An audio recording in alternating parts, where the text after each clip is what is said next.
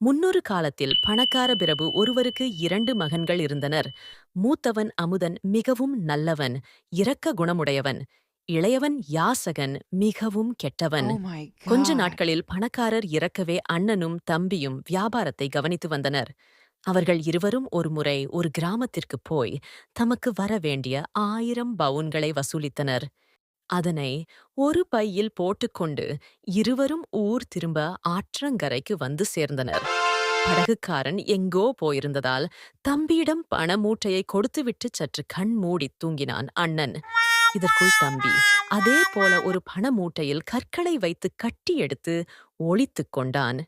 சற்று நேரத்திற்குப் பிறகு படகுக்காரன் வரவே தம்பி தன் அண்ணனை எழுப்பி அவரோடு படகில் ஏறி உட்கார்ந்தான். படகும் கிளம்பியது.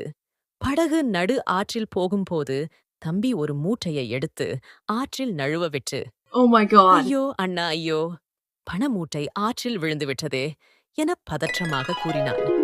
போனால் போகட்டும், விடு தம்பி, அது நம் பணமாக இருந்தால் நமக்கே கிடைக்கும் என கூறினான் அண்ணன்.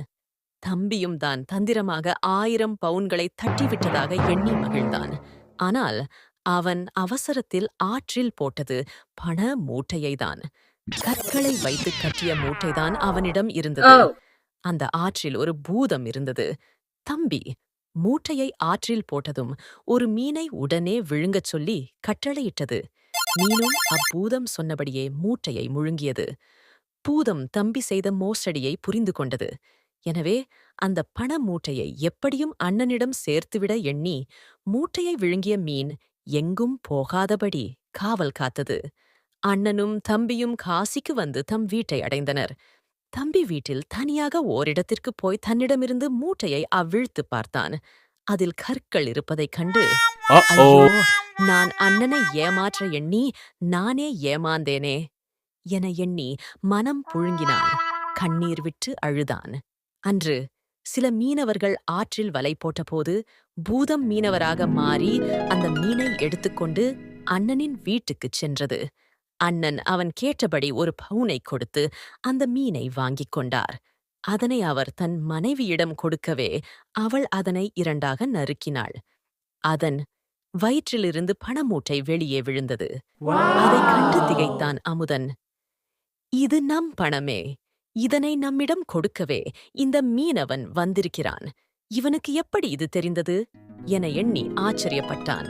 அப்போது அமுதா, நீ மிகவும் நல்லவன். இந்த ஊரில் உள்ள ஏழைகளுக்கு நிறைய உதவிகளைச் செய்கிறாய்.